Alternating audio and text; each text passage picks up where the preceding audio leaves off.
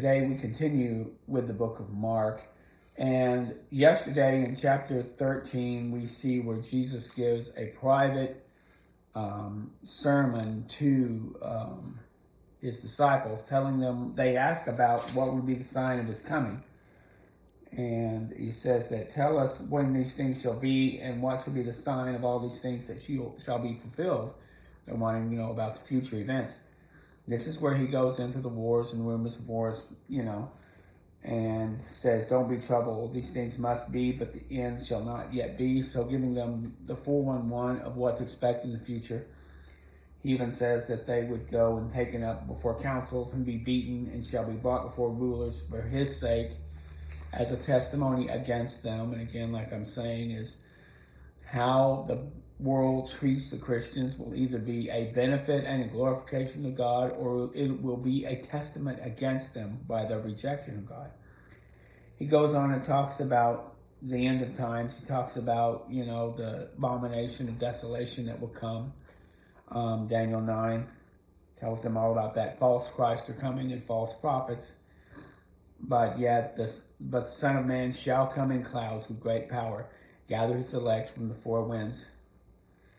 And that they needed to watch. He says watch 3 times. And he ends with the word watch. So he finished his dissertation. He finished his teachings.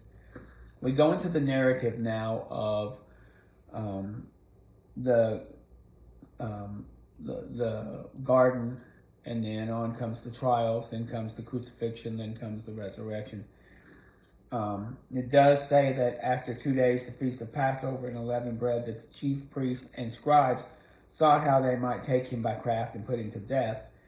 But they didn't want to do it on a feast day because there would be an uproar of the people. This is a little backdrop moment where you're saying 2 days before. So his enemies were already planning 2 days before the Passover to go ahead and find a way to take him, but do it before the holy days, because then the people would have an uproar. So we see his enemies now planning against him. So it's kind of like a little bit of foreshadowing there, talking about something in the background that was going on.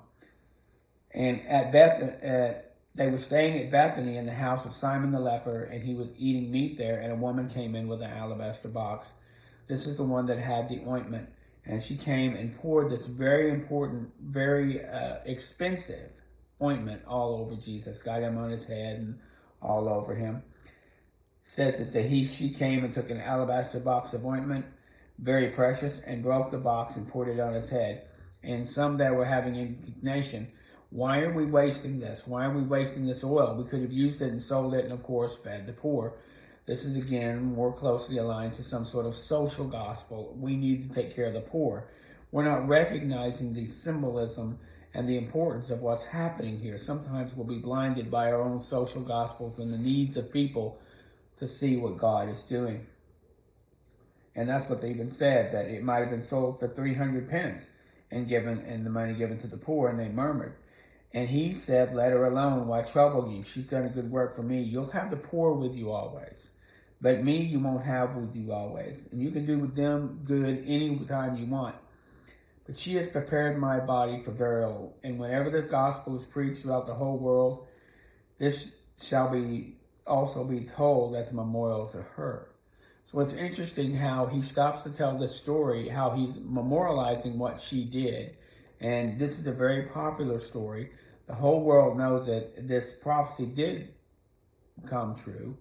And it's funny, here's Jesus saying that his words would be heard by the whole world. I mean, what other person in history could predict that their words would be heard by the whole world? I mean, Genghis Khan, Alexander the Great, Titus Vespasian, Cleopatra, Mark Antony, Timofey, any of these people, all of these people, Hammurabi, how could they have known or thought, could have predicted that people would actually read the words, and that Jesus is saying, this gospel will go around the world. It's a very interesting thing for him to say.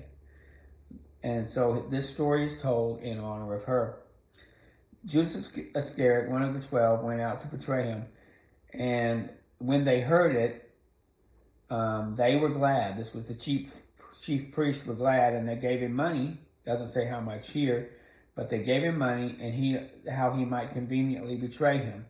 So on the first day of unleavened bread, when they killed the Passover, his disciples said to him, where will you go and prepare that thou mayest eat the Passover? So they needed to prepare, find a place to eat the Passover. Now that didn't, they were going to have a Passover meal. So they were planning a Passover here. So he said, well, go into the city and you'll find a man bearing a pitcher of water. Follow him. And where he goes, go to the goodman of the house there and say, the master says, where is the guest chamber that I may have Passover with my disciples? And he will show you a large upper room. Once again, a room big enough to hold 13 people comfortably so they can have this Passover meal.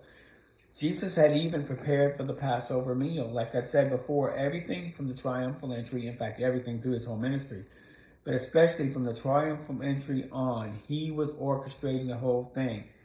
And he told them to go, follow this man. And when you see this man go into a house, find the goodman of that house. And so they did that, and they had this set up. And so the disciples went forth and came to the city and followed him and made ready for the Passover. And in the evening he cometh with the 12, and they did eat. And he said, verily I say unto you, one of you will betray me. And they were very sorrowful and said, is it I? Is it I? It's one of the 12 that dips with me in the dish. The Son of Man indeed goeth, as it is written, but woe to the man to whom the Son of Man is betrayed. Good word, this man was never been born. And so he knew he had a betrayer. He had picked this man. He knew he was a betrayer. He was not surprised that he would betray him. But it was one of those things. He needed a betrayer, and there probably were hundreds of people he could have picked. There are people who choose to be good and have a good heart. There's people who choose to have a wicked heart. Even if they see all the miracles. I mean, here these 12 saw the miracles, but all Israel saw all the miracles, and yet they will all turn against him, and then all the disciples will leave. And as they eat, Jesus took bread and blessed it and brake it and said, eat, this is my body. Then he took the cup, and when he had given thanks, he said, they that drink it, this is my blood of the new covenant, New Testament, which is shed for many. Verily I say to you, I will not drink any more of the fruit of the vine till the day I drink it new with you in the kingdom of God. So the kingdom of God is coming. And so they sang a hymn, and they went out to the Mount of Olives. And he said, you all will be offended because of me, for it is written, I will smite the shepherd, and the sheep shall scatter. After I am risen, I will go before you into Galilee. Now, here's an interesting thing. He's saying that after I've risen, he knew he was going to be risen. This is also something. We take it for granted. We hear these stories all the time, but he's the one, no other person has ever said, I'm going to die, who foretold their own death like he did, and then also foretold that they would rise. And Peter tries to defend him, and this is that classic where he tells him that this day, even this night, before the cock crows twice, you will deny me thrice. In other words, before the cock crows 2 times, you will deny me 3 times. That's how quick it'll be. If you've heard roosters crow, they'll go ba ba ba ba ba, and then there's a little bit of break, and then here comes another one. There's a very short time between the crowing and the crowing, and yet before this thing has happened, in that short amount of time, you will have betrayed me 3 times. And so, and he said vehemently, no, I will die with you, and so the others. He asked them to go and pray with him. My soul is indeed sorrowful unto death. Tarry with me. And he prayed for a while, and he prayed, Abba, Father, all things are possible with thee. Take away this cup from me, nonetheless, not that I will, but that thy will. He asked for the Father that this taking of the cup of the wrath of God would come from him, not because he wanted it for the Father, but because the Father wanted it to make an appeasement and atonement for sin. And he comes back and finds them sleeping. He tells them to arise, and he goes back and prays more. He comes back again and finds them sleeping.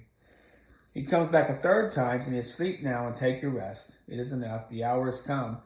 And that's when, after that Judas came in. So Judas brought a whole band of people with him with swords and staves. I mean, it's interesting when you see. He brings all of these people. He brings a whole multitude of people. You know, you'd think that they would know what Jesus looks like, and he goes and betrays Jesus to them. He says, whoever I kiss, that's the one to come and take. And as soon as he came up, Master, Master, and kissed him on the cheek.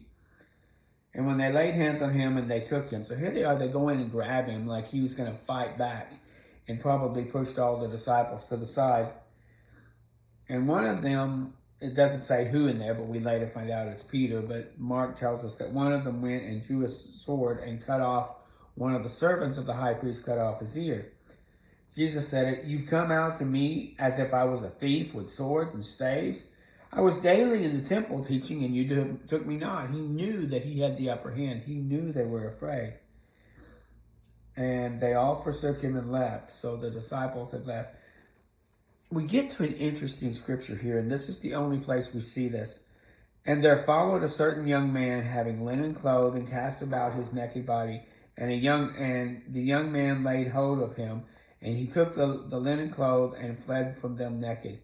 So there was a young man there, must have gone to see what was going to happen, and one of the guards grabbed him, and he fought with him, and this man runs away naked. Maybe Peter saw this. Some people think that might have even been John Mark. Could have been.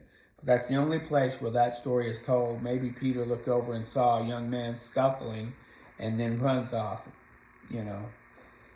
So Jesus is taken away to the high priest, and he goes through this trial. And he's taken to several different courts. He's kind of passed around from the high priest to Herod, and back to the high priest, and there are several trials. They bring up several witnesses that trying to find something that he said. One of them was quoting what he said about, "I'll destroy this temple, and within 3 days I'll rebuild it without hands." I mean, it was hard to find anyone. No one would agree. You needed agreement for this to be done legally, even though there were so many illegal. They broke 12 laws of their own to railroad Jesus to the cross. Here they had him taken by night, which was illegal. He wasn't given any counsel, which was illegal. They couldn't find any witnesses that would agree. And you needed out of the lips of two. You couldn't kill somebody on the witness of one person. You had to have two. They couldn't find any witnesses. So finally the high priest stood up and said to him, "Answer thou, what is this that they witness against you?" And he held his peace. He said, "Are you Christ, the Son of the Blessed One?" And Jesus said, "I am." That's his claim of deity, "I am." And so again, they ask him, "Are you the Christ, the Son of the Blessed?" And he said, "I am, and you will see the Son of Man sitting on the right hand of power and coming in the clouds of heaven." The idea was there that he says, "I am." That was the same thing that he said to Moses. When Moses asked, "Who will I say, has sent me?" And he goes, "I am the I am." So this is the connection of him being the God of Israel. And the high priest rent their clothing, and which was something they weren't supposed to do, and they called it blasphemy. They spit on him, they covered his head, and they buffeted him. They said, "Prophesy, and which servant struck you?" And at this point, Peter was outside. And one of the maids came up to talk to him, and he was warming himself, and she asked him, "Were you not with Jesus of Nazareth?" And he denied it. And then the cock crew. And then another maid came up and began to say to him that he stood by, "You're one of them, I can tell by your language, and surely you're one of them, you're from Galilee." And he began to curse and swear and say he didn't know him. And the second time the cock crew, and he remembered that I've messed this up.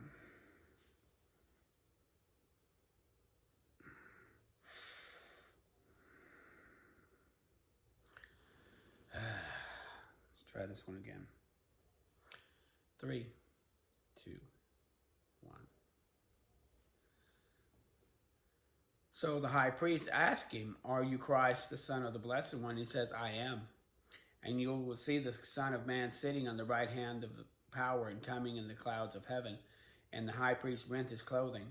What more further do we need for witnesses? But that word "I am" was right when Moses asked God, when he was going to go to Pharaoh, "Who will I say sent me?" And God said, "I am the I am." So this is a statement of deity by Christ. So they went and spit on him, and they covered his face, and they started buffeting him, saying, "Prophesy, which one of the servants hit you?" Outside, Peter was near the palace warming himself, and one of the maids came up from the high priest and saw Peter warming and said, "You're also with Jesus of Nazareth?" And he denied, saying, "I know neither understand I what you say." And he went out to the porch, and the cock crew.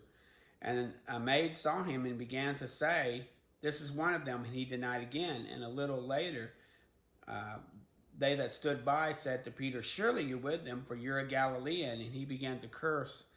And that's when the cock crowed again, and he realized and he remembered what Jesus had said, that before the cock crowed twice, you will deny me thrice. And he went off and wept. Jesus knew what was going on. He was in control of this situation. There's not a moment that he was not in control. And he did this for the glorification of the Father and for the salvation of our souls. And it's a wonderful, beautiful, but very tragic thing. Thank you.